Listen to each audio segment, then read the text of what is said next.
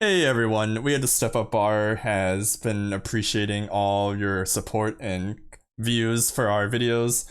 This one is a bit of a special case. We had some tech issues that occurred during the recording of this, so some segments of this may be slightly disjointed, but we hope that you enjoy what we have to discuss nevertheless. Thank you very much for supporting us, and we hope to continue to hear from you down the road. Thank you. Welcome one and all to another episode of Step Up Bar. We have our motley crew of 6 here: Fujigamesh, Ryu, Alex, Isekai, Strider, and War. I am back from the dead, no longer dead at all compared to last week. But yeah, good to be back. It's definitely been a pretty refreshing time seeing family, and yeah, can't wait to discuss more topics, especially since this week has been a pretty eventful one as far as, you know. Eventful is putting it lightly. a very charged week of events, to say the least. There. No, like shit just happens in like 2 days, like those last 2 days. It was 3 because we had. I thought it was 4. No, we had the woman who got boned really hard. Oh, that thing. We're jumping right into it. Well, let's get through let's get through our introductory stuff first, and then we can talk about all this wild stuff that happened. All right. We have an order to things. Yeah, we do have a semi-structure to things. There.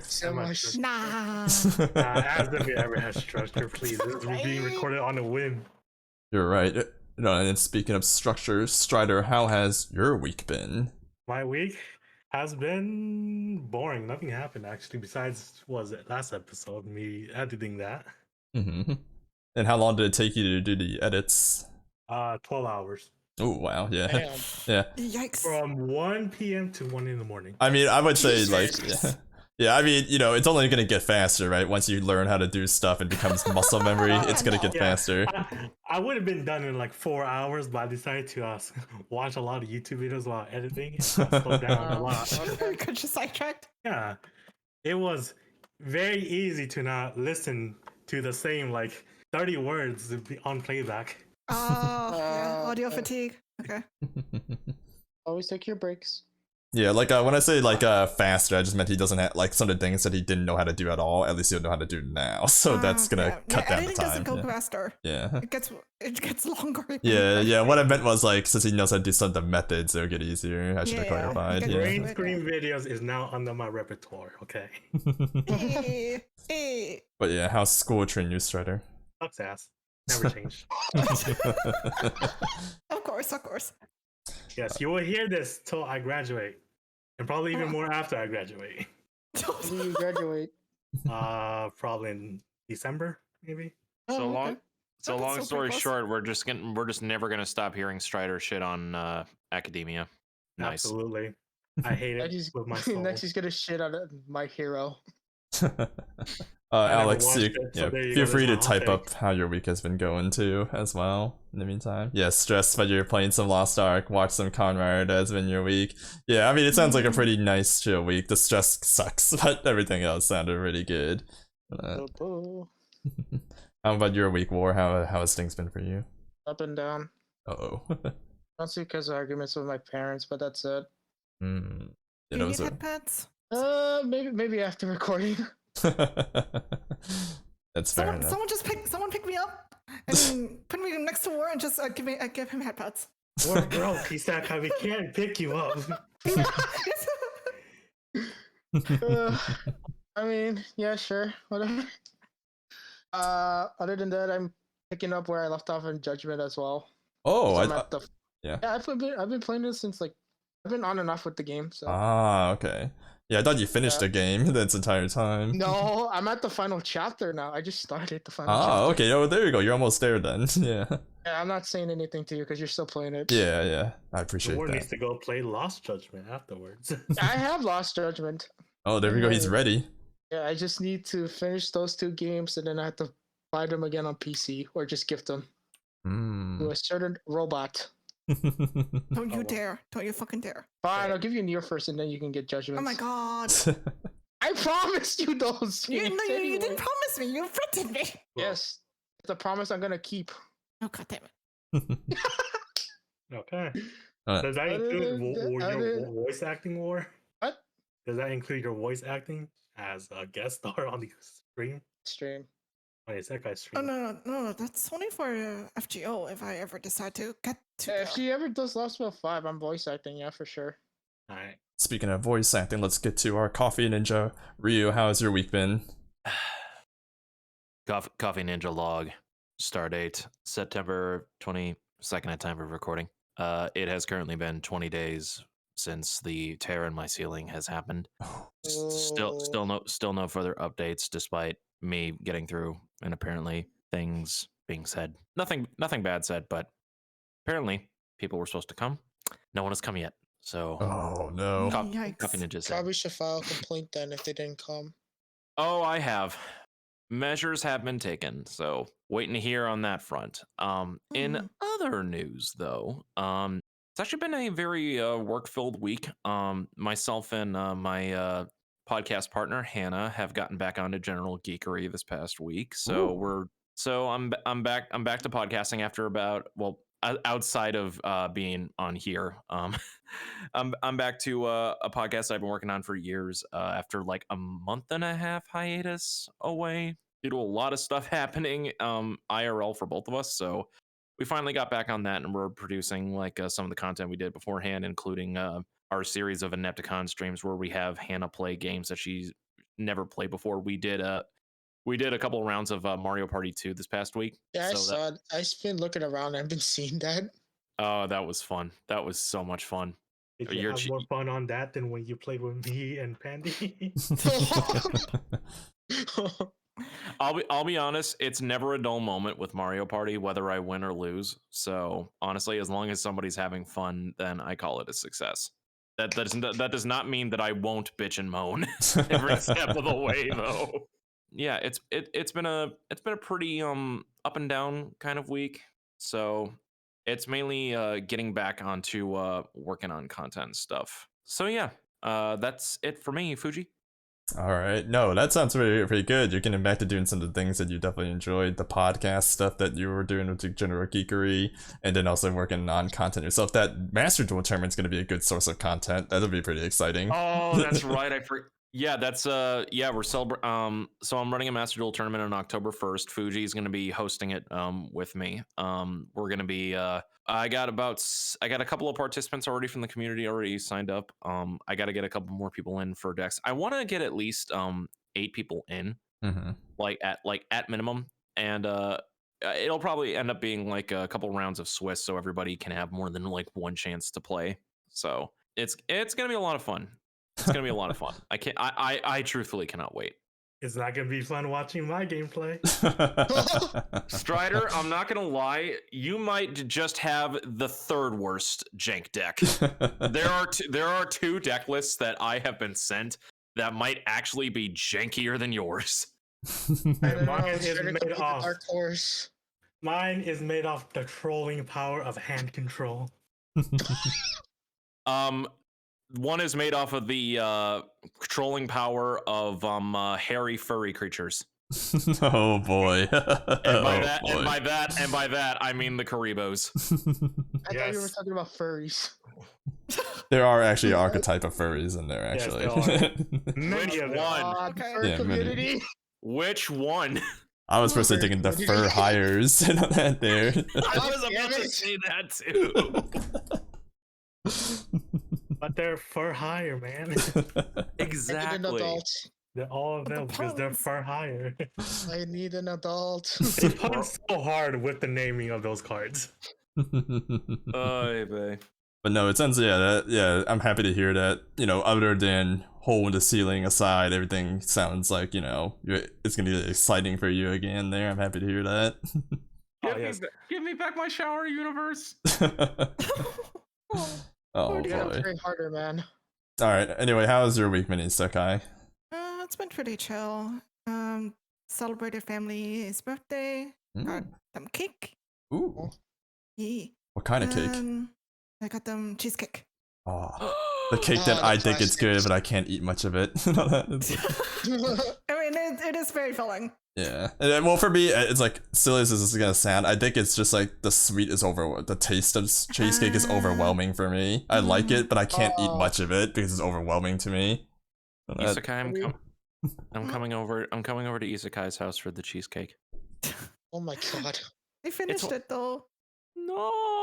Yeah, we finished it. It's been a big family then. Jeez. No. My family just gave me the biggest piece. They knew you were. They made me eat the biggest piece, and I'm like, fine. They knew you were a glutton. That's what they were saying there. It's like, You could have given it. You could have. Oh, don't worry, Real. I'll buy you some. I'll buy you some cake. I can make you Cheesecake. it. Wait, Isekai makes me Maybe? an entire cheesecake. I can That make would- cheesecake. Yeah. Can we share it? Yeah. She has to share it to the whole podcast. Oh my god. Wait, how? I mean, I don't know how, but I'll try. I will take Fuji's portion if he can't have it. I'll take like maybe a small, small couple of bites, and then you can take the rest. Yeah. I can make the, You have to cut out the cheesecake part. ones. You had to cut out the part where you bit into it so he doesn't get. Just have like Everything. sound effects. Yeah, I just spit on the cheesecake. No one else could have it besides me. It's like, Oh, you will spit it? I'll force you to eat it. Oh god. I'll still eat it. I don't give a damn. Jesus Damn, Christ. man's fucking thirsty for a cheesecake. No, Honestly, honestly, the type of cheesecakes I get is the one from the pie tray. Strider, I'm gonna be honest, buddy. You work in food industry as long as I have. You really don't give a damn anymore. Damn, dude. Man. Let me put it this way. In my line of business, in terms of like coffee taste testings or stuff like that, the amount of us that actually share cups every now and again, more often than you think. Okay, now I'll just say this. I have absolutely no care about what you just said. It's all good. But Strider, when do you? Never. Exactly. all right. But anyway, tell us the rest of the week's Okay. happenings. Yes. Yeah, so after so besides the birthday and cake, which was delicious, let's say I'm getting back into my music stuff. Ooh, there we go. So Armed my and voice Deep? has been like really raspy, and I keep coughing on stream. Mm-hmm. I have been noticing a little bit of cough Yeah. on your streams. Yeah, because I've been overworking my throat more than I should. Mm-hmm. You should not be doing that, but alright. What? It's fine. It's fine. It's a thing. Alright. Alright. We edited on that one. I don't know what you guys gonna put on there. You guys just have just go. Well, it ahead. depends. If I'm editing, it could be anything. If it's food, it's probably nothing. I'll probably just leave it at me. Yeah, truthfully, I don't know if everybody will see. Let's go. You need to add some stuff into the streams and make it entertaining. Come on. She's not wrong. But it's like, does anyone really watch the entire thing though? It's like you kind of have to really be paying attention to pick those up. But before we get to further discussion on that, let's go ahead and anything else you wanted to share? And oh yeah, I didn't mention this on stream, and then I did put it on my Twitter saying that I'm planning to rebrand. So Oh, if anyone notice a name change in the near future episodes, yeah, you guys would know. Oh my god. Is- we're not Isekai gonna- makes sense. And all that. I see what it Yeah, is. it will make sense. Hey, I you was can saying, step up no. forward more. But the real question is, are we still gonna call you Isekai if you do the rebranding or no? I We're not shed gonna that reveal her- nickname. I don't know. I shed not that gonna nickname reveal her 2 name. days Not ago. shed. The name's gone. The name is gone. I'm choking. I don't know yet. Okay. Okay, just let us know. Okay. Yeah. 30-minute battery. What? His name That's is your 30 minutes, alright? 30 minutes. That's what we're gonna call Isekai now. 30 Oh minutes. my god. Oh man. What up, 30 minutes? Don't worry, that name would be dropped in like a week when she rebrands. Oh my god, that sounds so cringy. Fuck, man. Okay, 30 minutes. Bruh. But yeah, Transition away. anything else you got? Nah. Other than that, it's just my Bro. job. Ooh, yeah. I mean, that's still big news though. Doing a rebrand of all things. I've been planning it for, oh my god, how long have I been planning that shit? Hold on. Since Ryu's first CY. You Last lie! year? Oh, no. What says it? It was, Really? I think it was- lie. Oh my god. Is it like a Oh, it's come rebrand? down. Is it like a rebrand in terms of just like name and like looks, or are you actually gonna rebrand in terms of like content as well? Oh, content's gonna be the same, but like so I don't want to say too much, but yeah. Yeah. So Fair enough. Just keep it just as a say secret that for now. just say that like the content will be more or less the same, but you'll go see something different. Oh, She gets a hair change again. the rebrand that we never asked for. Yeah, it's gonna be magenta now. You guys never asked for it, but you guys fucking will love it. It's gonna be magenta, and she's gonna make an argument about how pink is not magenta. Oh, she comes back as Sukasa. No, I'm gonna dye my hair cyan. God damn it. Okay, baby bloom. Oh, Baby jeez. Blue. She's the end. Yeah, my week has been pretty decent. On that, I celebrated my sister's birthdays, but something I did not take into account was when I was like letting them know that I was heading back. Apparently, like as it turned out, my mom was like, "Oh yeah, about that, we have COVID there," and it's like, Damn, dude. Wow. We just Oh my walked God. into a trap. Insert it's a trap me. It's a trap. Yeah, it was kind of wild because like one of my sisters, she was like she had to return to New York for work, and then like I guess she had COVID, so they weren't sure if she would be able to just go back home over the weekend or whatever, that type of deal. So like I never actually followed up on that, but I imagine she's back home now. So but yeah, it's like they're like we got COVID. I was like, this is actually like I'm not sure. The timing was kind of like intriguing just because I think a week or two before that they had just gotten back from their vacation, that type of deal. So I was like maybe they were like apparently they were sick for about a week. So I guess they either got it shortly after they got back from their flight or maybe during the flight or something, but it was a bit wild there. But no, but I mean, it sounded like they were doing pretty well. My mom apparently had a less mild case of it. Like she's just sick. That's all it really is for her. My sister that was that had and was in New York, she had a bit worse of it. Apparently she has long COVID, so her taste and smell isn't as strong as it was. Oh, Yeah, ouch. that type of deal. So that was a bit rough for her. sucks, Yeah. dude. No, so it's gonna take. Yeah, I'm like hopefully it's nothing like long lasting in her case because I know that could last for an absurdly long time, but we will see. Yeah, it can damage the body as well. So yeah, we'll see. But no, other than that though, it went alright. I'll be visiting them again in a couple weeks because it'll be my mom's birthday. And then I found out we got official confirmation that Char will finally truly be able to come to the US now. That type of deal. Congrats on that, man. Her like visa waiver application got approved, so we're delighted to hear Let's that. I was kind of on her case. I was like, you gotta submit that fast. I don't know if they'll get back to you like soon or whatever, but they approved it pretty quickly. So I was like, yeah, so that's just one thing off our backs there. And on that. Other than that though, been playing. I got over the week I bought 3 games. I bought Victoria 3, which is a grand strategy game. I bought Warhammer Darktide 40k, which I plan to play with some friends. And then I also bought Judgment because of the all the stuff from the state of play and stuff like that, and just surprise releasing Judgment on PC. So like I got Judgment, and then I'll probably wait till like I might beat Judgment before I consider getting Lost Judgment. But yeah, it's You like should. It's because it's a continuation of the first one. yeah, exactly. But yeah, I've been enjoying Judgment quite a bit though, for sure. It's I'm glad been you're loving the blast. game too. Yeah, it's been fantastic. I absolutely love it. Like I said, I thought that like because it's all about like compared to the original Yakuza stuff, it's more like you're following a detective that was a former lawyer, and I thought it was just gonna be like a skin deep thing that was just gonna be like for story purposes. But no, they actually incorporated actual like kind of detective-y stuff in it, so it's been really cool overall. Yeah. And like a lot of the improvements from like that to from Yakuza 6 to that, it's very like noticeable. So that was like a neat thing too. All that, and then still do the tiger drop. yeah, I actually just unlocked that today, so but I haven't tested it out yet. Yeah, I haven't tested it out yet though. But other things there was what was it? Like Yu-Gi-Oh! Cross Rule came out some weeks ago. I played it for a little bit. That type of deal. Played it somewhat. I feel like I liked the idea of it, but some things like the animations would take too long for me, so it makes me kind of impatient. And then I don't fully understand the strategy. Sometimes it just feels like it's just complete luck. Too, like in terms of like how to properly like play the mode. So yeah, I hadn't touched it in a while though, which is kind of a bit of a pity. Maybe I'll go back to it one day though.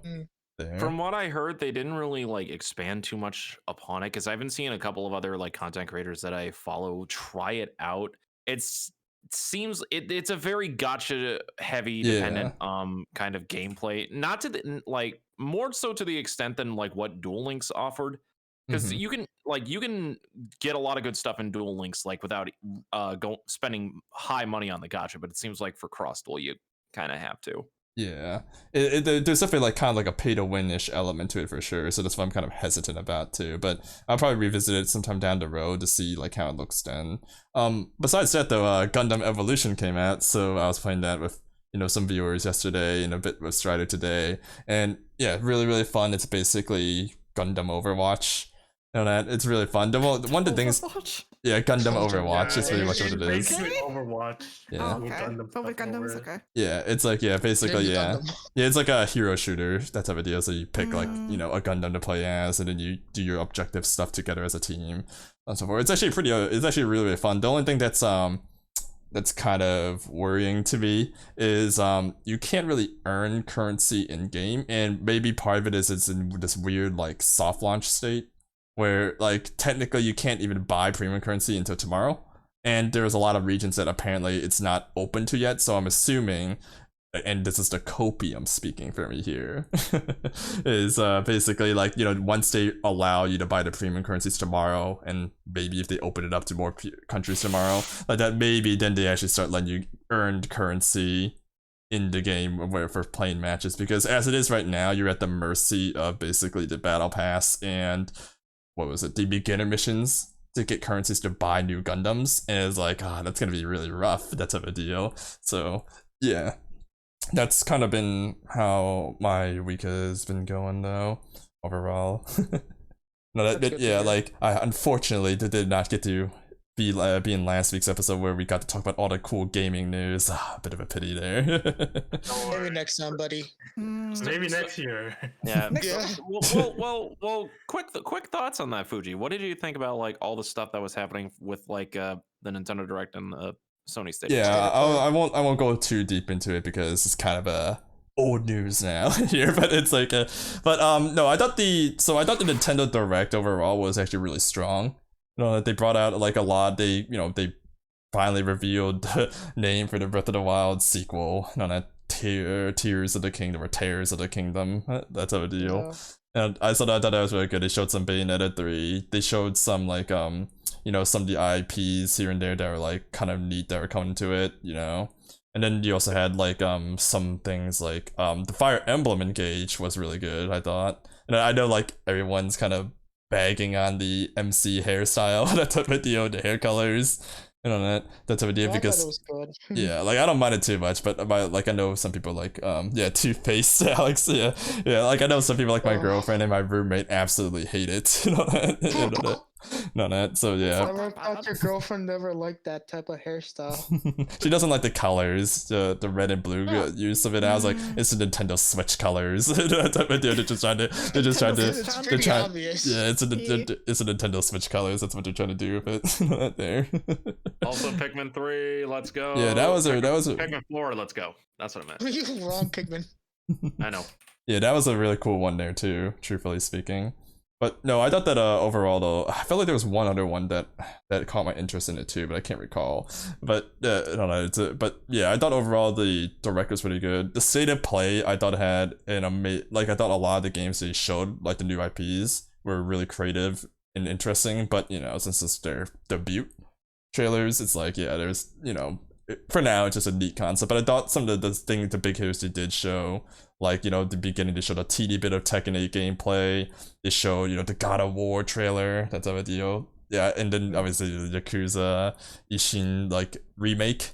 No, it looks like it's a remake. From it's not an actual remaster. It's a remaster. Oh, it is a remaster. It's just a really nice remaster. Okay. Yeah, they're just doing it from the ground up. That's what I heard.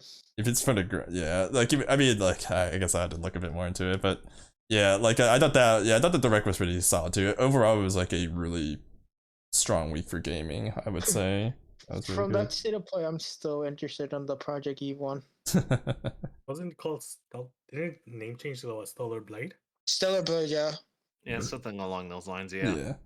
But no, I thought it was a pretty solid, week of games. Not that everyone ate good for the most part. It was probably one of the better like gaming news weeks in a long while, because normally like it felt like over the past few years a lot of the shows were kind of very meh.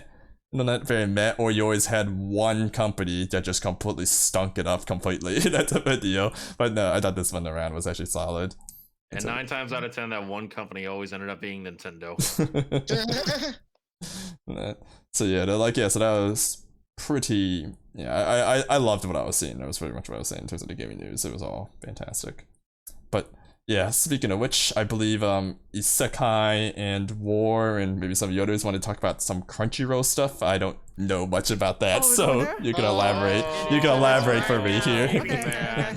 Should we tell people what happened with Crunchyroll? Yes. Yeah, I don't know anything either, so it's like, yeah, you can go ahead. I have the full incident right in front of me. Go ahead. Yeah, you're the So for those of you that are not, so for those of you listeners and in the room that are not aware, earlier this year, Funimation and Crunchyroll basically merged. Funimation was basically overtaken by Crunchyroll, and it's all under the one Crunchyroll umbrella, which is under the umbrella, which is under the umbrella of Sony. Basically, yeah.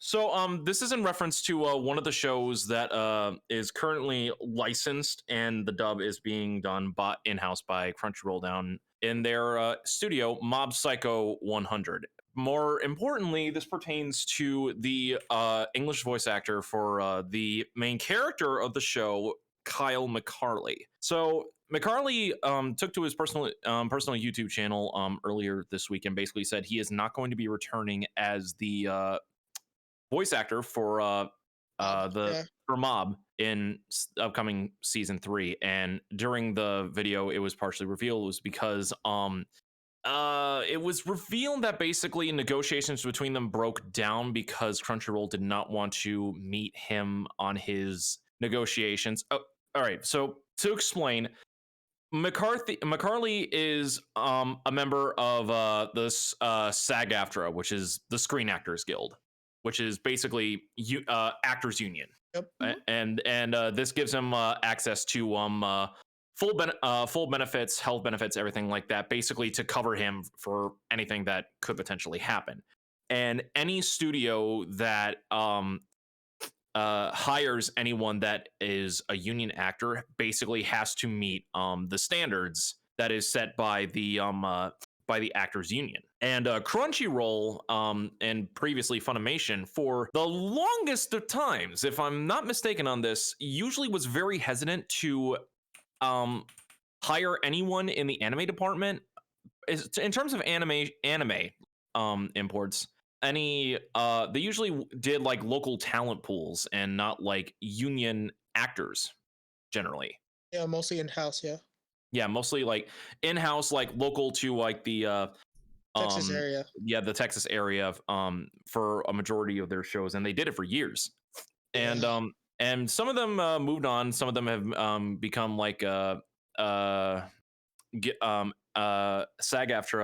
covered, like a lot of like main stays of like Funimation projects from like the early 2000s, like Laura Bailey, and I want to say a majority of the people that are currently in Critical Role right now that used to be part of it. But relating to McCarley, he was willing to negotiate with Crunchyroll that he was going to he wanted to negotiate a non-union contract to stay on for Mob Psycho and to work for future projects.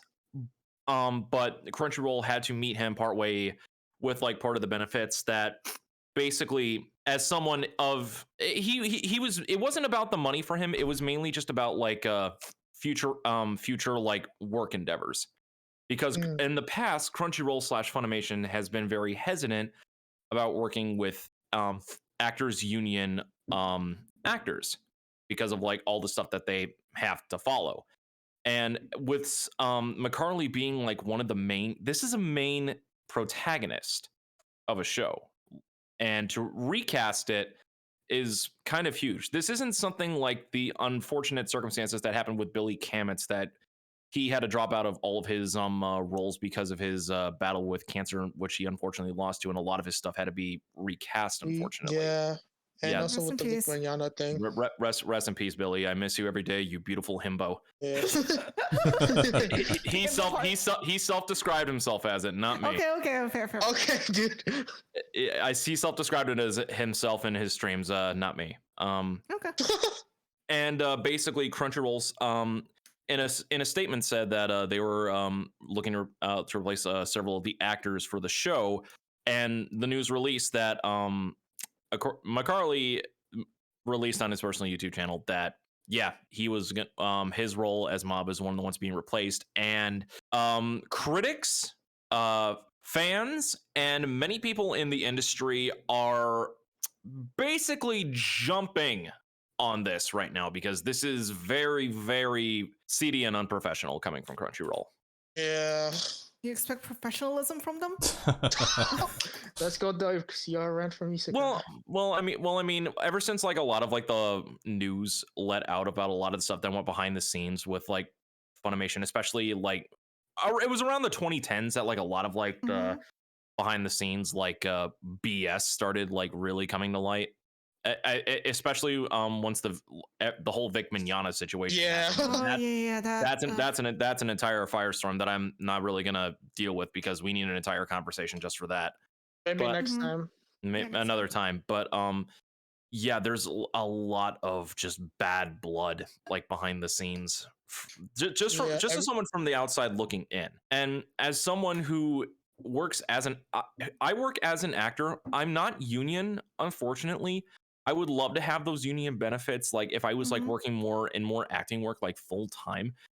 Those kinds of like benefits and stuff mean so much to us because we basically work freelance for most of the stuff, but being tied to a union where we get those benefits to cover us in case of emergencies like that, it's so critical.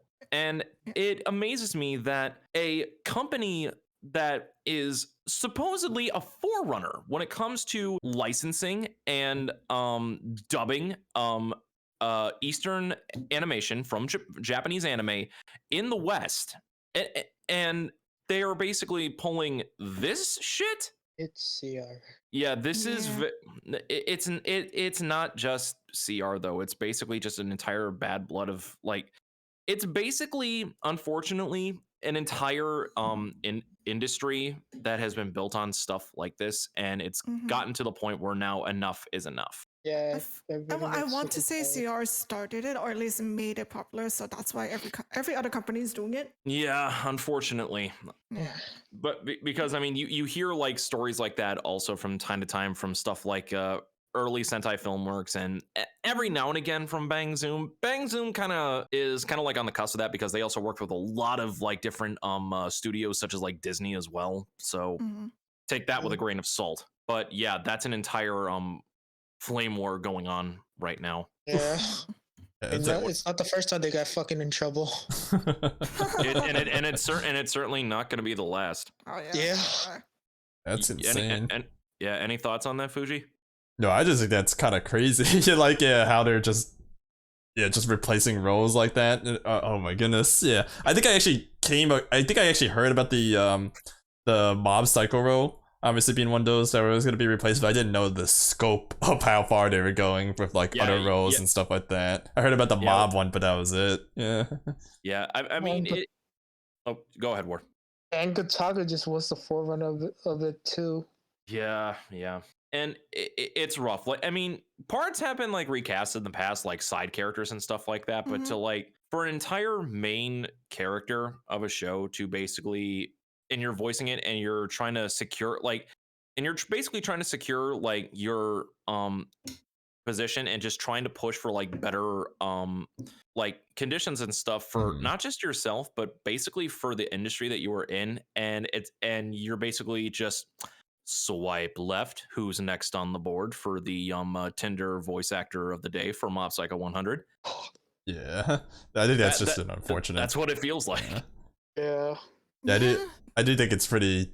Even so, it's like, it's like that's just very disrespectful. On top of it, I mean, obviously they don't really care, right? They're probably like, yeah, better benefits, forget that. Let's just get someone that will work without those benefits. That type of deal. But it's just like you just don't want to. You never like to see it. You never want to see it though.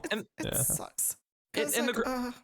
Oh, go ahead, Sky. No, I was just like we're saying that like VAs are English VAs. I think mostly in particular we're disposable. Unfortunately, I'm not too familiar with the like English VA scene. I'm more familiar with the JP scene, but yeah, just hearing that, unfortunately, I'm not surprised about it. That's a sad truth. About it. Yeah, I think it's just a big issue of that too. Is like the voice acting industry in the West in particular is not as like, I don't know what the right word would be, but it's definitely not as prominent as it is in it is in Japan, and also it's not as big or structured too. So because I think it kind of just do a lot of things that they. Yeah. Japan's VA scene is definitely more structured, but they also, unfortunately, are freelance as well, even though they are in a company. Yeah, I guess that is true. And that's also that rings a lot true for like English actors as well. But unfortunately, like it's rough because comparing like the Japanese like voice acting scene to English voice acting scene, Japanese has a little bit more of like a closed off kind of space because there's like so many names and like it's a very, for lack of a better terms, like a niche language audience, where English is like one of the more like widely spoken languages all around. And there's so many people that are actors that are looking into getting into voiceover and everything like that. Some have been in the industry for 5 years, 10 years, 2+ decades. I mean, you have some old heads such as the likes of like Stephen Blum and stuff like that that are still going to this day, and like they've had to deal with stuff like this in the past, but unfortunately it's just this generation that is shining the light on like all these practices that's just so toxic that unfortunately rings not only for just this industry for voice acting, but unfortunately it's kind of a thing that exists in acting in the general sense. That is not just limited to voice, but also live action and also stage performance as well. Yeah, with acting, you're just to be constantly acting. You're basically auditioning while you have a role that you need to practice for. And the fact that there's heavy competition because you're always not the single person in trying to get that role as well makes it very difficult. Which is why, like, every time, which is why even though I make fun of Ryu for being an actor because I'm like, you're not technically working. I make fun of Ryu on that. Was like, I know how difficult it is to actually get a role as an actor because it is you getting like one role in a year. Honestly, very difficult. If you're lucky. If you're lucky, it's very difficult. And the thing is like one role a year is significantly better than most actors get in like probably several years. It depends on like how much like you work for it and like what area you specialize in terms of like performance. Yeah, it's unfortunately being an actor and being an actor in a sense of warm is literally like the most unfair form of gacha. I feel that, but more on the music sense. I mean, the entertainment industry is just fucked up in general. It is like in the entertainment industry, everyone, unless you have a name or brand behind you, is basically disposable. Yeah, 100%. Yeah, it's one of those industries that, like, I mean, you could say for any profession, really, but especially in that industry, it's definitely very much a who you know type deal on top of the, like, you know, what talent you may have. But more than anything, the connections are probably a bit more core to that type of industry, for better or worse. And speaking of entertainment, oh man, the world of streaming has been turned upside down these past few days, huh, guys? Yes. Join me? Yeah, so check out the one on YouTube, please. Yeah. Yes, for those of you that are on YouTube. Yeah, for those of you that are that haven't been following any of this, pretty much in a nutshell, we'll elaborate as we get more into this, because I'm sure some of these points are going to get repeated. But in a nutshell, Twitch very recently, what was it, yesterday or 2 days ago? I think. 2 days ago, yeah. 2 days ago. Yeah, pretty much like announced that more or less they're cutting back revenue for all their creators in a nutshell there. Like, I mean, there's a bit of nuance to it, but but being as the partners get affected, and they go about it in a really weird tone about it. They pretty much like make it sound like they're doing you a huge favor, for the most part, that you should all be like happy for them. Like in a nutshell, the partners kind of lose. Like they don't get universal 70-30, the ones that have the contract. They get like it up to a certain point, and then they get the good old, peasant 50-50 that most of us are subjected to there. And then their big excuse to it, their big reason is like, well, what it amounted to was Amazon is costing Amazon too much money. That's a bit deal, and you guys are gonna have to help us pay for it. That's a bit. So that's like what they were kind of like going about, pretty much. Yeah, like like, telling us. Twitch is a losing business. Like they bleed money just to keep Twitch alive. So yeah, that makes sense. But holy crap, everyone getting 50-50. That's a big blow. Yeah, and it's just like they make it sound like as though like the thing I just don't like is they make it sound like, oh yeah, the video hosting service is costing us too much money over here. They're charging us quite a bit. It's like you owe the damn thing. That's a bit deal. When you start putting ads to oh god. Yeah, that's the thing too. They're like, oh yeah, for the partners that are losing on the 70-30, it's all right. You can gain back your revenue by putting in more ads, which obviously, who the hell would want to do that?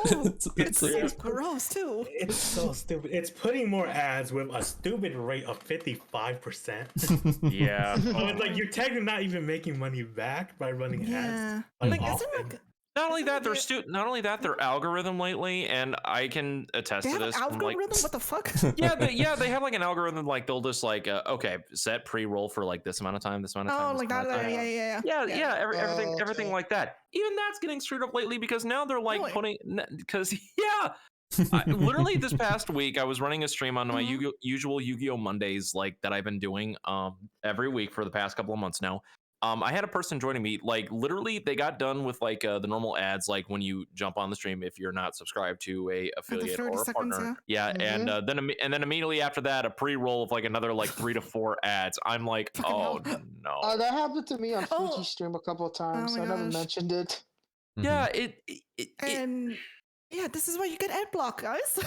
Well, the thing is, here's the thing. Twitch actually circumvents the ad block. No, mine works. Oh, yours actually works? Mine still works to this day. Isekai has the most intrusive ad block in the world. Well, of course, she's an automata. She has to have that crap. Right? I mean, like, speaking of the ads you guys were talking about, it kind of reminds me of like there's I think a YouTube experiment where they were doing something similar, where they're like getting, I think, 5 to 10 really short ads, but they're all may or may not be unskippable in the very beginning of the video. And then that was just an experiment, and they have YouTube has finished that experiment. So I hope they don't fucking do it because that will be a nightmare as well. God for ad blocker that you gave me. Yeah, I hope it works. Yeah, I do think that like in a way this whole like Twitch thing is like like obviously you hear all a bit about like the improper bannings and like inappropriate offenses and whatnot that they do. Like you hear the one that everyone always talks about is the girl that had sex on stream and only gets a 7-day ban for it. That type of deal. And basically it was a 3-day, not 7. I think it's 7 days on her account, but she came back 3 days later. Oh, well then. Yeah. Because she has a second account. Yeah. And that thing went from 20 views to 800 views. Yeah, so like Twitch basically just paid her money is pretty much what they did. Ban invasion? She's ban evading, but Twitch isn't going to stop her. Oh my God. She brought in a bunch of people. And her view count basically like 400 times. Yeah, they basically, if you could take a 7-day ban just to like have your viewership blow up, it's like, it's like, like a ban is specification. Yeah, it's like they're pretty much just encouraging her. That's pretty much what they're doing there. And then meanwhile, they let like you could probably stream a very child-friendly stream and then get banned 30 days or maybe forever for some weird offense for all you know. That's a deal.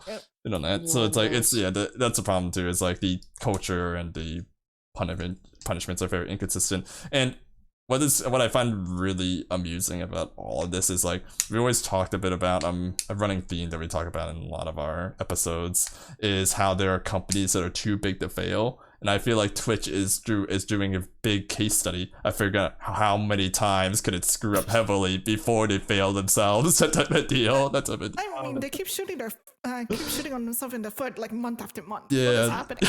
Every month, I remember saying that.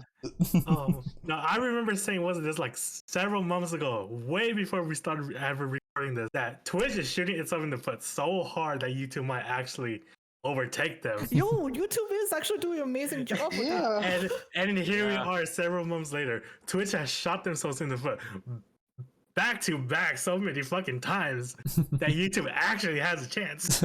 Right? Yeah. Sure, just predicted the downfall from the beginning. I'm glad I jumped ship. Everyone was like, yeah, they feel as if Twitch is too big to fail. They are shooting this. Like I said, I really feel like they're doing some experiment. It's like they're probably just figuring, you know, how many times can we, you know, fuck over our viewers before we finally lose to our competitor. But it really seems like they're trying really hard.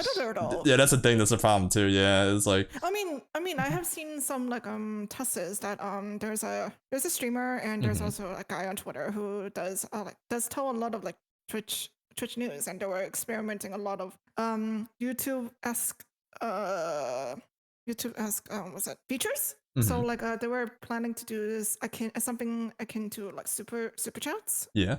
So if you guys don't know what super chat is, it's just basically donations, but you can it's basically donations, but more, I guess, more polished in a way for YouTube. And Twitch is testing that. But the revenue cut, from what I've heard, is really bad. It's 80% after taxes, right? Yeah, it's something like that. I was sent the email to ask to try it as like part of the beta. Really? Yeah. Wait, do you get the email about there's like a seminar where there's a Twitch streamer is telling you to grow your channel on YouTube? Oh gosh, yeah. You got that? I got that, yeah. Oh my god. Yeah, I seen that. I seen that Twitter that post about that. That's great. Yeah, it was his name was Zach something. What's his name? Zach of these nuts.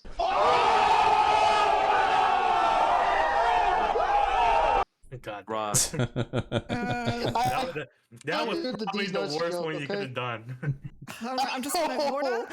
Yeah. Okay. Oh man, Bussy? dude. What do you say? You can slap me later, Ryu. Zach Bussy, that's his name. Ah, okay. There we go. Zach Bussy, what the fuck? That's probably a team person. Zach Bussy.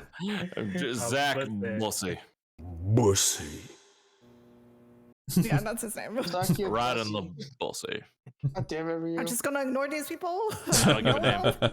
You can't ignore us forever. Okay. We will reach your core. You know, yeah, like while Twitch is shooting itself in the foot, YouTube is actually doing some pretty big steps in the meantime too, as well. It's so weird.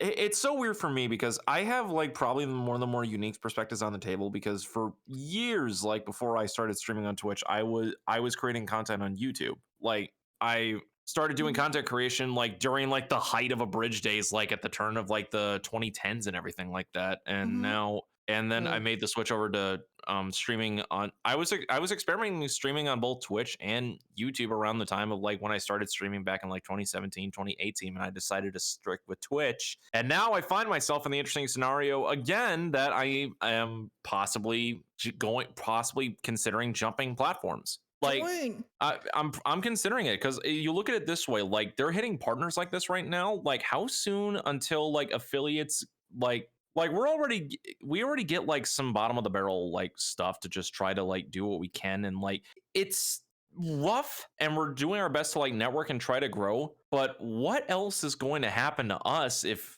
the partners are getting it this bad? Where does that leave us? I feel like a mass exodus. I don't know, dude.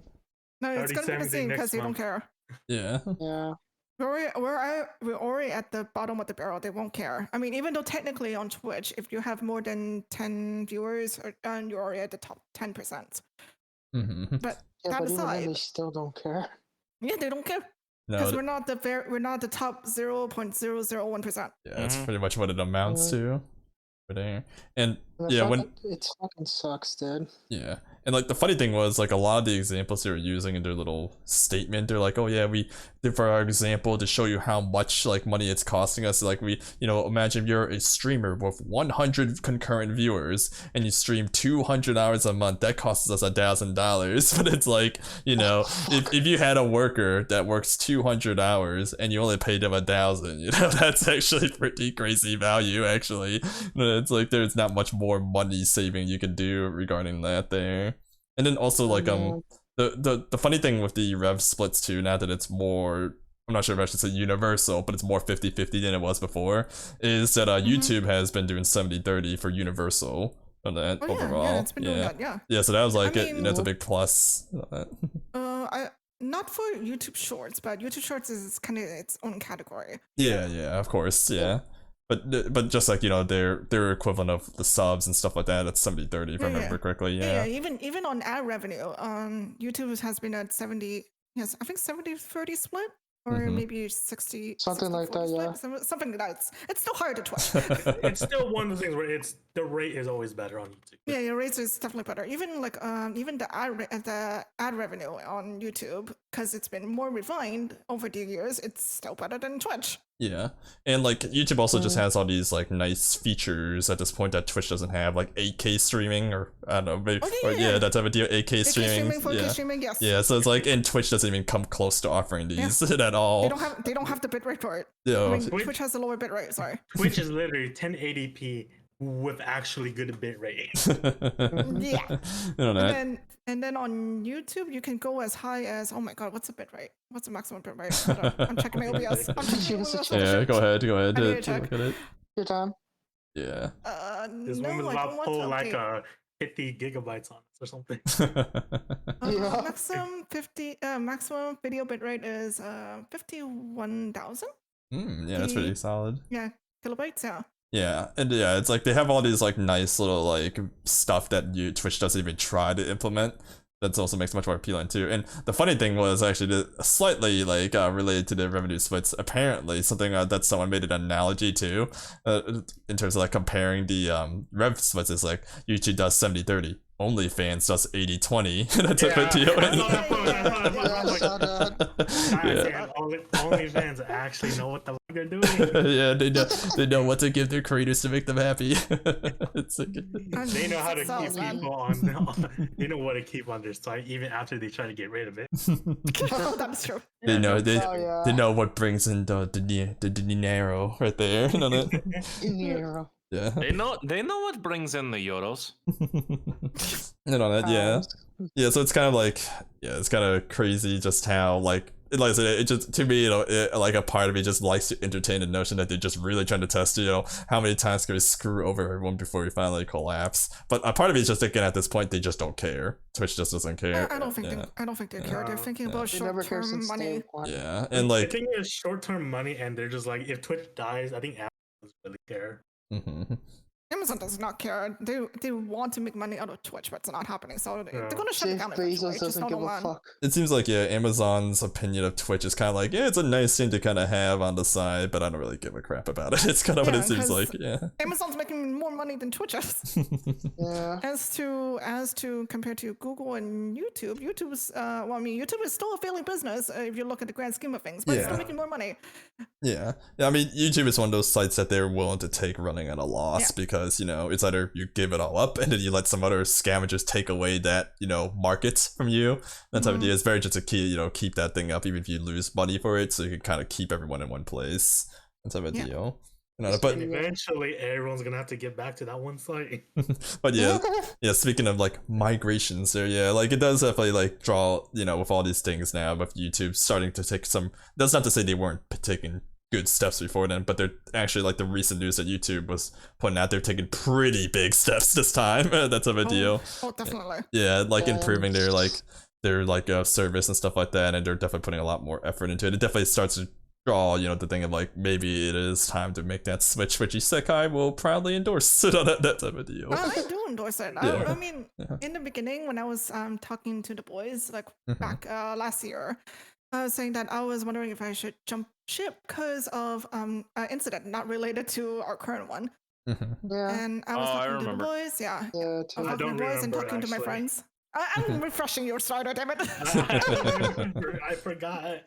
I haven't So got the this memory, Isekai. It was the hate raid incident, didn't Yeah, it? it was the hate raids. It was the hate raids The and bots, IP leak, and then the bots, and then Twitch becoming open source. And yeah, that whole thing was like red flags or like a wake up call for me to be like, oh shit, maybe I should consider switching because I don't want to deal with that shit, and I don't want my community to deal with that shit. And so yeah, I discussed it with the boys, I discussed it with my friends, and then after that, I was like, you know what, I'm gonna switch. We'll see. We'll test the waters, and then I've been on YouTube for like a year. Over a year, yeah. Yeah, over a year. And I mean, okay, I'll give this a comparison. So for YouTube, I was creating content and doing streams for a year, and I grew to like half the amount within that year of my Twitch followers. Twitch, on the other hand, I had to do streaming for about 2 to 3 years just to get where I am.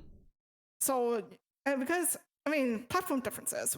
YouTube has an amazing algorithm. Twitch has none.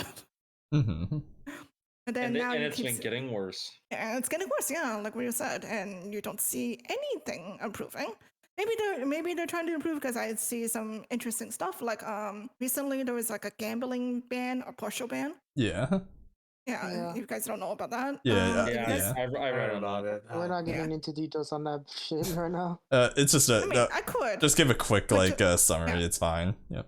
Okay, so the TLDR for anyone that doesn't know is that Twitch had a gambling issue, like not gacha issue, not a gacha issue, even though gacha is gambling. Maybe in the future. Maybe in the future. Damn. But like, My job is at risk. My God. But yeah, so like fantasy sports gambling, slots, poker, that kind of gambling, and it's been a big issue because streamers were promoting these fantasy sports and slots websites for people to go and gamble away their life savings.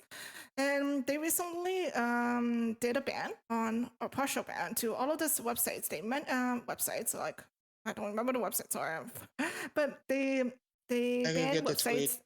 Yeah, you can get the tweet. Put it in. Yeah, whoever's editing this can put it on the screen. Yeah, I'll grab a real sec. But yeah, so official Twitch. Yeah, but so websites have been banned, and then and all of these streamers don't have sponsorships anymore, which is a good thing. And but yeah, from what I've heard, it's not a complete ban, but they are doing the right steps to stop it.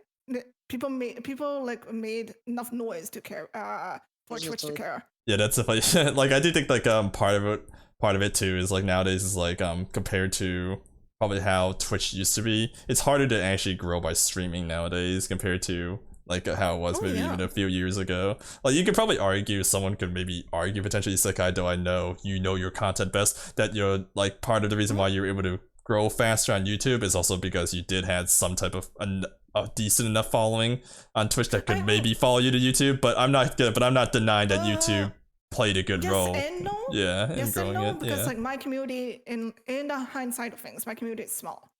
So there's only loyal people who follow me. Yeah. All the other people probably don't even know what happened, right?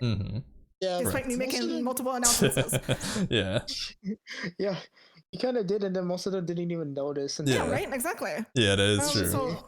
So and then yes, I know my and of course I've been making content that works in my favor and also stuff that I like, so which is a win-win for me. Yeah, and I think that like, you know, part of you know, ironic as it sounds, despite what everyone says, you know, like, you know, being able to just centralize everything into one platform does kind of keep things like clean in a way. Yeah. You kind of don't want that because a lot of people, like including, I will say this myself too, diversify content, because if one platform goes down, you're fucked because your livelihood is there, right? Yeah, I mean, that's why some people do want to, you know, like, you know, go to the other platforms. Discoverability plays a bit into it too as well. And that's why I think the email is hilarious with the whole Twitch streamer telling you how to grow your fucking YouTube channel thing. It took you 2 months to notice. Yeah. See, Alex is one of those people. Wait, wasn't there like one where like Twitch promoted you can go to YouTube as well, if I remember correctly? They literally updated their partnership program to say partners can now stream on YouTube. Yeah. Oh, did they? They Is did. it fully? Yeah, remember that? Totally. And the funny Actually, thing is that it's like, well, okay, well, the thing is you're hurting yourself because like you do stream on YouTube. No, but they didn't. Before they changed. Before it was only like you can only live stream on TikTok and Instagram, right? No, you can't simultaneously stream on Twitch and YouTube at the same time. Okay, that was what it was. Yeah, maybe it still is. I don't know. No, they updated that where you can stream at the same time now. Oh, okay, yeah. But it's just like doesn't really do much of anything. And I kind of would think that, like, you know, even though they kind of let you do that, I think like some of their top streamers don't quite get that luxury, you know, because their contracts tend to be a bit more restrictive. I think their contract is exclusivity. Yeah. There's there's a lot more restrictive for the top ones. Yeah. So you have to stream. If I remember correctly, I heard this from a grapevine. That if you're a top streamer, like a Twitch partner and one of the top 0.01%, you have to stream a certain amount of hours, a certain amount of days, and you cannot multi-stream. Yeah, and then they also have a ad time requirement. Ad time requirement. that was more recent, but yes. But yeah, like with all these changes though, it definitely does make you know, probably definitely drives home more like maybe there is switch to YouTube streaming and stuff like that may be really maybe very appealing now. I mean, not that it wasn't before, but more so now, especially with Twitch now starting to like hit the money parts, that type of deal. They're not it's not just this time like, oh yeah, sorry, we're lazy and we don't want to do shit about the bots, or sorry, you know, we decided to get rid of this category that didn't need to be get rid of, that type of deal. This time they're going after the actual money line. And it's like, you know, it's discouraging. It's very much what it is there, because, you know, if you're aspiring. We didn't mention about the YouTube stuff, right? Did we? No, we can go into that shortly YouTube here. has its own set of problems, which is always hilarious. And that's like actual considerate. Yeah, Alex says he has always been. Alex says he has always been pro YouTube. He doesn't care what happened to Twitch. Yeah. Fair, okay. For me, I am technically pro YouTube because I spend more time watching YouTube than I do Twitch. Most people do. Yeah, I think. Yeah, I would say so too. It's because YouTube's the only video place that you can really have like large access to everyone else. It's also like part of it is just also like, you know, YouTube is just kind of something that it doesn't have purely streaming content, I guess, and it's also like in terms of accessing VODs and stuff like that, it's much more convenient to do so through like the YouTube player is significantly better than Twitch. Yeah. No contest. Yeah. Oh yeah. Like, I have seen people argue about that. I'm like, you're stupid. YouTube is way better. Oh, so much better. Oh my god. Like the fact that I have chapters without having to like move down the entire screen to like look at game chapters. The fact that I can kind of see like a brief preview of what I'm going to like skip to, it helps a lot. Yeah, like in most videos, yeah. So I found two that's mostly important. So okay. Yeah, you go ahead and summarize if you wish. Hold on, let me pull up one more because there's one more I just forgot. I need to. I was like, I mean, we'll look at it too, but for those listening in, it'd be good if you summarize. Okay, so the first tweet I put out for whoever's watching is that the YouTube Partner Program, like as it is right now, it is you need to get 1,000 subscribers and 400 public watch hours. So not 400, 4,000 public watch hours. I mean, the subscriber part is usually the harder part. The hours are not so bad. And you have to get it within, you have to get all of that within a year. So yeah. But now they are adding that if you do YouTube Shorts, you just need you need 10 million public YouTube Shorts views and 1,000 subscribers if you're doing YouTube Shorts. If you're not, you just need the public watch hours, which is the 4,000. And then for the people who are not partnered yet, you can still get access to like YouTube streaming stuff. So you can get super chats, super stickers, super fangs, and memberships, and they're coming in 2023. And yeah, like March 2023, right? It didn't say the month, but they just said 2023. More stuff is gonna come. More details. Yeah, it's like slow rollout. All right. Yeah. So that's the YouTube partner program that they're gonna revamp, and then they're also, let's see. Oh yeah, for YouTube Shorts, they're gonna say that we're gonna get the ad revenue for YouTube Shorts would be 45%. to YouTube, I believe, and it's based on the number of views on your YouTube shorts and if there's music or not. And the biggest news, in my opinion, is that you can use copyrighted music. That is huge. Yeah, that was huge. Yes. Yeah. That means Isekai's gonna use copyrighted or vocal in music now. Well, it has to be they provide a library, so yeah, they provide a library. Yeah, so you have to make sure it's in there first. Yeah. Just it's so gotta check for every Miku song then. But majority of Vocaloid songs are from a Japanese company. So yeah, that's all fun dealing with that. Japan's very stingy with those. Oh, they always are.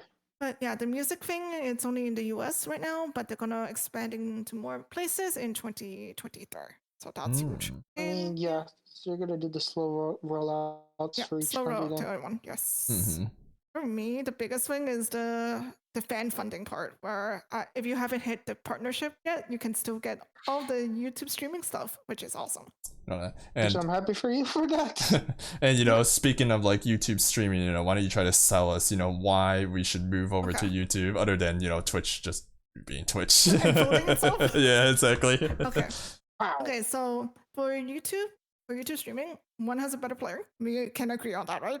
Yes, I was arguing that one so hard. Yeah. And also, like, there is a feature where you can directly go to any part of the stream and play it from there, regardless if the person is live or not. If you're not live, then it just becomes a VOD. It's just a regular YouTube. It just becomes a VOD, yeah. But if you're live, and then if let's say someone just comes in at a random part and you're like in the middle of your stream and they don't know what's happening, you could just the person who just came in can scroll back all the way at the beginning, catch up, and then scroll all the way back to where the stream is. And next one is I would say better resolution, because you can stream you can stream at 4K, 8K. I think max is 8K. It is 8K. Yeah, 8K. 16K is it? 16K? I don't think so quite yet. Yeah, but let's just say most people aren't even anywhere near 4K. Most people aren't even anywhere near 4K. So it's like you have to be like a really big visual file for that's what you to care about that right now. It's gonna happen sooner or later. Upgrades on PCs, yeah. Well, your streams are searchable because YouTube. Yeah, that is true. Yeah, no, that is true. That does help out quite a bit. And I think something that you mentioned too, with like someone's streaming live at the time and someone joins in and not knows what's going on, the only way you can really do that in Twitch is you just have to get away from that particular stream, and then you just have to see their current ongoing VOD that Twitch is making, which is a lot more steps to the process. That's a deal. And a lot of people may not even know that too, on top of that. So it's a lot less intuitive. Isn't it Twitch, like a Twitch's rewind is like very short? Like 50 seconds, I think. only how many minutes, sorry? If I remember correctly, I heard it was 50 seconds, or if I'm wrong, then I'm off. No, that's short. You could deal with the pro move and be on like a 3-minute delay. Okay, then yeah. Because watching Twitch on your phone, you're about 3 minutes behind with that in it. Or it's annoying to watch Twitch on your phone too sometimes. That is true.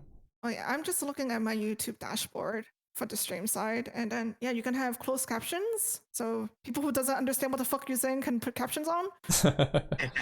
Rely on the Google Audio to translate it for you. Hopefully, I can't wait for half of our closed captions to be correct words. Because Google translates for us. A bit off topic, but did you know that that YouTube apparently assigned us a game for our last episode? That's a video.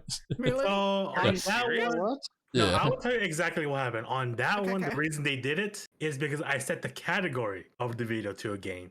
Oh, that's what you did. Okay. Yeah. All our both previous videos were auto set categories to people and whatever. So when I set the category to gaming, because I didn't set a game, YouTube just kind of set whatever they thought was. Oh, okay, so that was where that was happening. I was like, it didn't happen in the previous episodes, so I was curious. I think it's very specific to gaming category. Okay. Alright. But yeah, it's like, it does sound like moving to YouTube for streaming would be pretty appealing for sure, though. Nowadays, especially since, like, in my case, for someone like me, I don't really have much to lose. I think by making the switch either way. I'd be surprised if you did the switch all of a sudden, dude. But I'll tell you this: if Fuji makes a Switch, he does technically have this platform for how small it is as a jumping off point. yeah. You to use the podcast channel for streaming, so alright. No, I always keep it to my own YouTube. At this, I would rather keep it clean. Unless we do like a big collab or whatever. But that's about. But I'd rather keep this strictly for podcast episodes. The only thing I could think of as a big collab is probably Fall Guys. I think. I don't think Fall Guys allows for 6 people if we do actually do that. That's fair. Isn't it like 4 or 5, Ryu, or not? It's 4. It's 4. Yeah. It's 4. It's perfect. It's perfect for what's coming up Sundays, but it's okay. This Sunday? Yeah, it's this Sunday. Oh, really? Okay, just let me know in advance, man. Need to buy the Miku skin real quick. But yeah, like I feel like if I make the switch to YouTube though, like for streaming, I'll probably like it's like I'm not like I know like the ideal, like Isekai mentioned earlier, is to expand your platform. For part of it's for discoverability and part of it's for security. But it's like, man, it's like things like some of the things that like that I know are big right now, like TikTok and stuff like that. It's like I can't really see myself or actually want to do anything on there, even if it's important. That type of deal. On that. I would say I think the only video that might end up this channel, probably not podcast ready, would be your Yu-Gi-Oh thing. Yeah, that's the thing too. Is I do want to. That's part of the reason why I've been considering just doing the YouTube thing. Is like if I can, I know like you don't want to. The idea of centralizing is like it's like it's what doesn't really sound too appealing to some people, but I still of the mind that like in a way it could be pretty helpful too, because there's some people that purely do mainly YouTubers to YouTube stuff or purely Twitch stuff, though obviously they have other platforms in terms of social media. That type of deal. That. But it's like, but how I'm kind of seeing is like in terms of like outside of social media, to just having a hub for most of your big content and keeping it in one place would probably be a good way to not fraction like not like I guess like what am I trying to say? Like I guess kind of like split your like where your bases are, like if you're that type of deal. And I'm not sure what I'm trying to the right word, but yeah, I just think that it'd be kind of in a way like more convenient that way, because then it wouldn't be like I have to, like so the ideal way, obviously, if you want to do like for Twitch, is just like you make some videos for YouTube and then you transfer that over to your Twitch and type of deal. But I also think that would be like in a way too, if you keep it all in one place, that could also be pretty helpful too, as well. So like in things like the Yu-Gi-Oh thing, it's like that's probably was also like other than Twitch, using the like doing what they're doing right now and just shooting themselves in the foot. It's like yeah, probably it's just like if I do want to make this Yu-Gi-Oh thing happen, I'm gonna be that'll be on my main channel, and then at that point it's like if I'm already making content for main channel, it probably wouldn't be that much more effort then to just move streaming to there as well, and then that way it'll also kind of make it a bit easier to make shorts and stuff like that too from the videos as well, because you can pull it out on the stream. Yeah, exactly. So I was like, that's what I was kind of thinking too. Is like if I do want to do shorts, and I already am streaming on YouTube as it is, I can just grab it directly from it. I don't have to do some extra steps like grab the Twitch VOD and do all this other stuff to do so. And type of deal. So that your old Twitch VODs or the clips into one video. Oh my god. we would have it be separated into FGO, PGR, Halo, Variety. Don't forget Yakuza. Don't forget Yakuza. I think the Vermintide 2 clips are actually still the biggest hits on my channel right now. Those were hilarious because I went and that was my first time clipping and it was hilarious. The moments were funny. Yeah, I mean, like that was actually like that one was really fun too, just because it was like we had the Twitch integration, although back then it was only just IsekaiNonsense, that, but it led to some good moments there. I think War was there. It was me and Realm mainly. It was like modding for people. I kind of wish I hope that for Dark Tide they bring that back though, because that was actually really fun. Yeah, it's like in case like those of you that don't know, so like Warhammer Vermintide, they had Vermintide 2, they had a Twitch integration thing where so Vermintide 2 is basically RPG Left 4 Dead. Now that you play as certain characters, they have their own specific skills. You collect loot throughout the runs, and then you also gain levels and whatnot, and type of deal. And one of the things that the Twitch integration did that was great was put prompts up on the screen, and the viewers could then vote on which actually want to happen. So it could be like anything from like, hey, you know, give this guy, you know, a bunch of health pots or healing or whatever, make him get a damage boost, or spawn all these bosses, that type of deal, or give this guy a poison affliction, that type of deal. So it can lead to like all sorts of wackiness that just adds to like hilarious like things and, you know, just random generation content there and all that. But it does need a kind of an active viewer base to really make the event of it, or else it just randomly just, if it would just show up on the screen and then you just randomly pick one. It's not as fun at that point. That's a deal. But I do hope they do something like that for Dark Tide though, because that was definitely a highlight for sure. But yeah, I do think that like, yeah, back to the topic though, yeah, I just, you know, it's definitely making a move to YouTube was definitely a big like a thing that I was like really considering, especially once I get the Yu-Gi-Oh thing rolling. Like I said, just having that centralized like a platform, it sounds pretty appealing to me.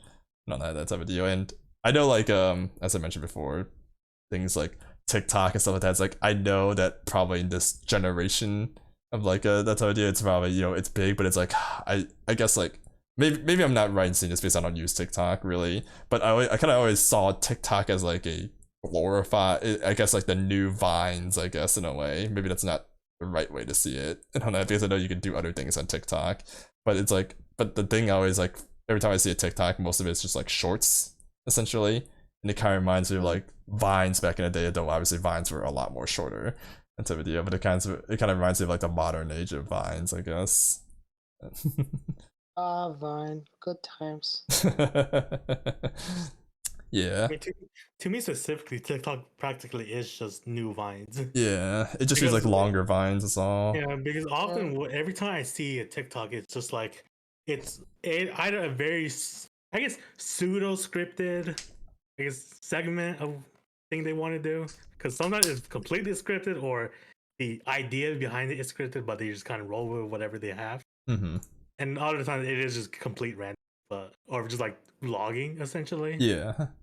So it's essentially just Vines, because that's basically what I see Vines as, just either completely scripted, pseudo scripted, or whatever is happening the spur of the moment. Yeah, so it's like, it's one of those things where it's like, I know it's better to expand, improve the discoverability, but there's a lot of these platforms that where you want to expand improve discoverability, the content that is popular around those things, or at least the format of it, is like stuff that like, is like I just really can't see myself doing it. And maybe in the end, you know, maybe that's fine, right? You know, like that's how a deal. It just really depends on what I want, right? It's like if I'm aiming to be the top content creator in the world, then yeah, I'm gonna have to dive into that. But for me, it's like it would be nicer to get to a nice comfortable spot where I'm like steadily growing. That's how I deal. If I can make it into a neat hobby, you know, that'll be all. I'll be pretty content with that. That's how I deal. If it could turn into something more, I'll welcome it too. But I'm not gonna like. But I'm not gonna go into expectations of trying to make it into like something that it might likely not be. Is really what it comes down to there. But yeah, Ryu, what about you? Like, how are you feeling? You kind of brought up a little bit about the potential YouTube migration. It's like, I think I'm leaning a lot like towards it. I mean, I work on several different projects. Like, I already have an existing YouTube channel that like has been going on and off again for like several years, and like I've constantly been on like the just the thought of just like, do I want to like rebrand? Do I just want to like start anew? Like the thought's always there, and I've been putting more consideration into that more, especially with like this migration idea. But at the same time, like it just seems so much easier to just like start anew again, because so much is already on that channel and it's so based into a different algorithm, even if it's old videos at this point. YouTube, every day some random old video gets recommended to you. Every time. You know, for what it's worth, you know, probably something that could be kind of encouraging is like our you know, our podcast that we record here. I doubt, you know, people have clicked on it, cumulative clicked on it 100+ times. So there has to be some random people in there. That type of video, so it's doing some type of work on that there. But alright, I think we'll just call it a night, fellas. So yeah, thank you all for tuning in. Y'all have a very nice day, and I'll catch you later on that for the next episode. Adios. Adios. Bye. Bye.